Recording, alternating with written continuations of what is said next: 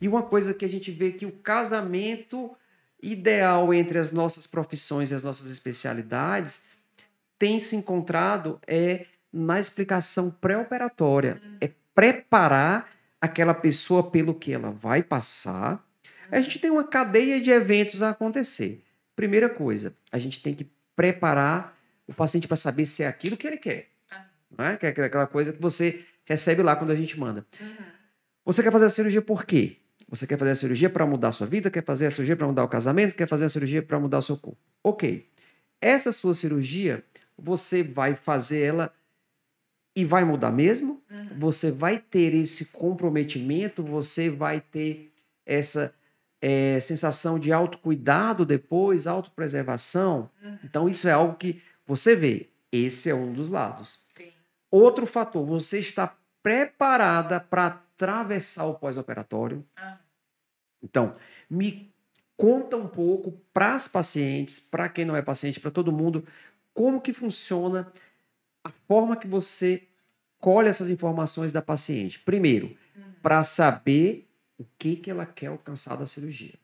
E assim, quando você fala, né, de entender a expectativa desse paciente, é o ponto-chave, assim, né? Então, quando o paciente chega, que a gente fala, né, nesse primeiro contato, a consulta da anamnese, a gente vai investigar a história de vida, as preocupações, as idealizações dessa paciente, a gente começa a colher um pouco disso. E uma das técnicas que eu gosto muito para trabalhar todas essas demandas é muito com a entrevista motivacional, né? Então, a entrevista motivacional é onde a gente coloca esse paciente no centro, onde esse paciente tem autonomia, mas a gente vai resgatando ele e ele vai percebendo essas motivações intrínsecas, né? Então, o que é que ele pensa, o que é que de fato faz sentido ou não sentido para ele. E aí, quando a gente fala do pós-operatório, a gente trabalha o quê? Com a realidade dos fatos de uma cirurgia, né? Então, assim, muitas vezes, e principalmente hoje nas redes sociais, a gente vê o quê? Os resultados em cliques. É o tal do antes e depois. Isso. Né? E aí, muitas vezes, os pacientes esperam o quê? Não, vou fazer a cirurgia, daqui tantos dias eu vou ficar assim. Mas tem um processo nesse assim, né? Então, tem a dependência de muitas pessoas. Quem é que vai cuidar dessa casa? Quem é que vai cuidar do filho? Quem vai assumir essa responsabilidade, né? Então, se essa paciente não tem essa consciência, e aí envolve o quê? Eu, enquanto psicóloga, entender um pouco desse pós-operatório, acompanhar passo a passo, tirar as dúvidas das pacientes, né? Entender essas expectativas delas também. Então, a gente preparando essa paciente para esse pós, a gente consegue trabalhar essa redução dessas frustrações. A gente consegue estar com uma paciente que tem consciência do que significa realmente essa cirurgia plástica e o que esse processo todo envolve, até o próprio resultado, que não é nesse clique igual nas redes sociais, né? Então, assim, são coisas de um ano, porque dependendo da plástica, né, do procedimento, então um ano que você vai ver esse resultado final. E aí, nessa ansiedade, às vezes tem pacientes que fazem tratamentos para ansiedade, tratamento para depressão. Então, como é que fica essa cabeça dessa paciente dentro de uma expectativa somada a outras questões pessoais, né? Dentro desse Exato, contexto. porque você a cirurgia ela não entrou dentro de uma caixinha e vai ficar isolada do entorno dela. Os problemas continuam, a família continua girando. Tem problema na família, tem problema em casa, não para.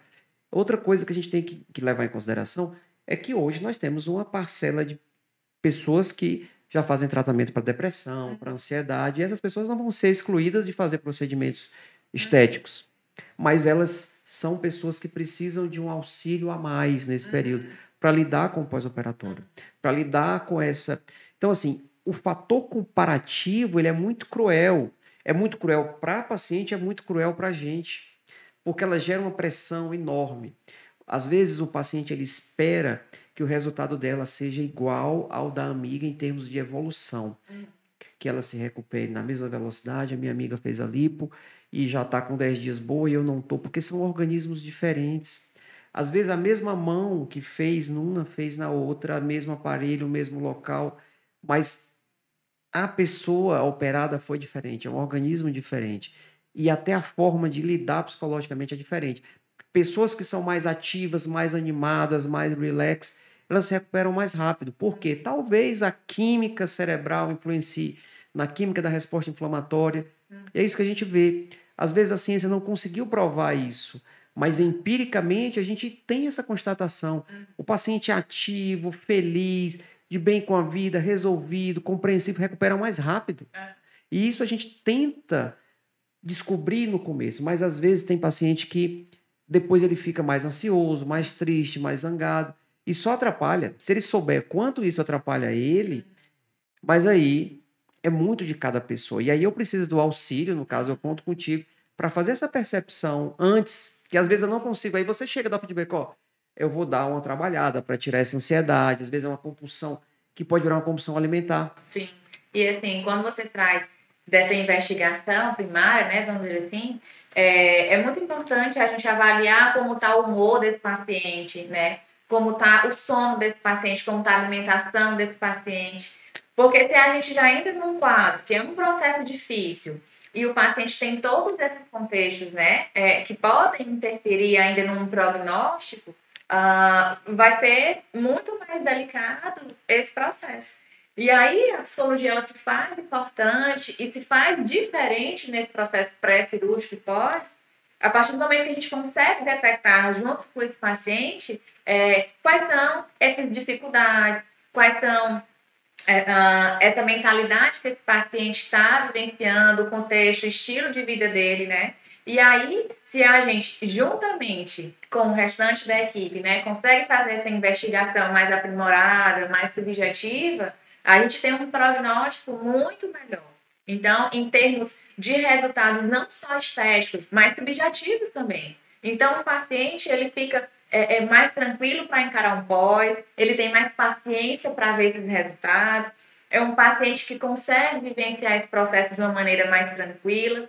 Então, a psicologia ela tem esse diferencial dentro do processo de um procedimento estético, visando prever, né, ou diminuir. Antecipar-se, inclusive, exato, né? Tentar olhar para esse paciente com esse olhar mais subjetivo, emocional, para que ele tenha um melhor resultado, né, no decorrer. E também a psicologia ela é importante nesse processo, no pós, na manutenção dos comportamentos desse paciente.